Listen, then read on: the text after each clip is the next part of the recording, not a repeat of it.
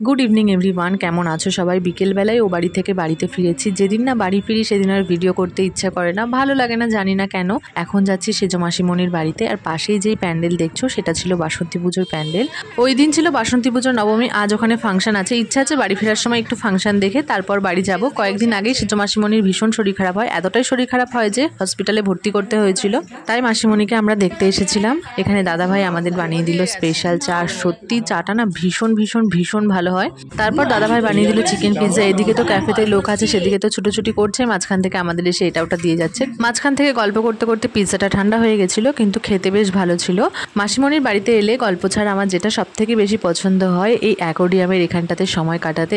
কি সুন্দর সুন্দর ছোট ছোট মাছ, নানান ধরনের, আমার ভীষণ ভালো লাগে।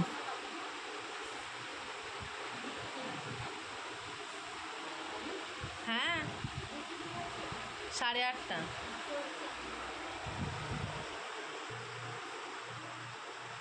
বসে পড়ি বসে পড়ি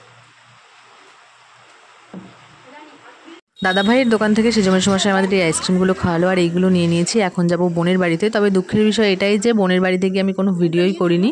সোনামা আমাদের একটু আগেই বাড়ি চলে গেছে, তারপর ও আমাদের নিতে এসেছিল একটা বাইকে 3 জন। এখন যাচ্ছি বাড়িতে, প্রায় 11:30টার পরেই এসেছিলো। তোমাদের তো বললাম যাওয়ার সময় একটু ফাংশন দেখেই যাব।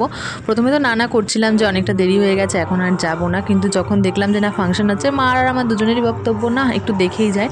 এই দিকটাতে নেমেছিলাম, কিন্তু এতটাই ভিড় যে কিছু দেখা যাচ্ছে না। তারপর ওরা একটা বন্ধু বললো যে ওদিক দিয়ে আসতে, মানে ওদের বাড়ির সামনে দাঁড়াতে, ওখান থেকে ভালো করে দেখা যাবে। আর এই হচ্ছে বাসন্তী ঠাকুর। চলো আজকের মতো ব্লগটা তাহলে এখানেই এন্ড করছি। তোমাদের কেমন লাগলো অবশ্যই কমেন্ট করে জানিও। ভালো লাগলে অবশ্যই লাইক, কমেন্ট অ্যান্ড চ্যানেলটা সাবস্ক্রাইব করে পাশে থেকো।